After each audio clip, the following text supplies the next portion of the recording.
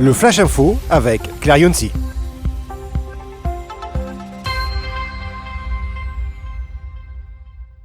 Bonjour à toutes et à tous et bienvenue dans votre Flash Info sur ANews Workwell. À la une de l'actualité, le baromètre Actineo 2025, réinventer le bureau pour attirer les talents. Le télétravail devenu presque un droit pour près de 50% des actifs bouleverse l'organisation du travail. D'après la 11e édition du baromètre Actineo, sortie il y a peu, 47% des actifs pratiquent le télétravail et 77% estiment être plus efficaces chez eux. Cependant, si le télétravail s'impose, le bureau n'est pas pour autant mort. 82% des actifs apprécient de retrouver leurs collègues au bureau, soulignant l'importance du lien social.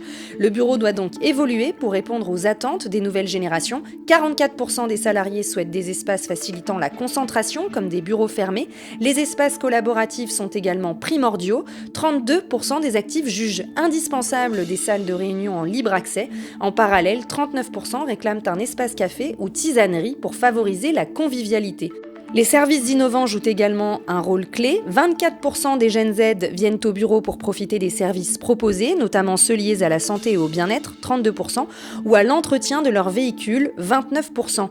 Mais un défi majeur persiste, l'engagement des salariés, surtout dans les grandes entreprises. Parmi les structures de plus de 1000 salariés, seulement 57% des employés se disent engagés contre 74% dans les petites entreprises. Ce constat est particulièrement alarmant chez les jeunes. 67% des Gen Z avouent faire le strict minimum au travail et 38% des actifs estiment que leur travail nuit à leur santé mentale. En résumé, pour attirer et fidéliser les talents, les entreprises doivent repenser leurs espaces de travail en tenant compte des nouvelles attentes des salariés. Inédit en France, l'impression 3D pour construire des logements à Besanne. C'est un chantier révolutionnaire qui se déroule actuellement à Besanne en Champagne-Ardenne. Le bailleur social Plurial Novilia, filiale d'Action Logement, construit le premier immeuble de logement en impression 3D jamais réalisé en France. Le projet, baptisé Vilia Sprint 2, se distingue par son recours à une technologie de rupture qui pourrait bien redéfinir le futur de la construction immobilière. Depuis le 10 mars, une tête d'impression mobile déployée par la société allemande Peri travaille sans relâche sur le chantier. Grâce à un système de portique mobile et à une programmation sur ordinateur, elle superpose les couches de béton pour ériger les murs du futur bâtiment de 800 m² répartis sur 2 étages. Un béton bas carbone, développé spécialement pour l'opération par Holcim, est utilisé pour cette tâche. Le chantier de Vilia Sprint 2 représente un véritable défi technologique après avoir obtenu un avis favorable du CSTB, Centre scientifique et technique du bâtiment, pour garantir la sécurité et la pérennité de cette construction. Cette méthode innovante offre plusieurs avantages. En parallèle, Plurial Novilia a lancé un autre chantier classique sur le même terrain afin de comparer les délais de construction. Résultat, l'impression 3D permet de gagner entre 2 et 3 mois par rapport à une construction traditionnelle. Et si le surcoût actuel de 30% est lié aux spécificités du béton et aux études nécessaires, la technologie pourrait permettre de réduire les coûts sur le long terme.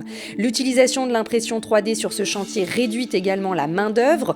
2 personnes suffisent pour l'impression contre 8 pour un bâtiment classique. Et cerise sur le gâteau, ce mode constructif génère moins de nuisances sonores pour les riverains.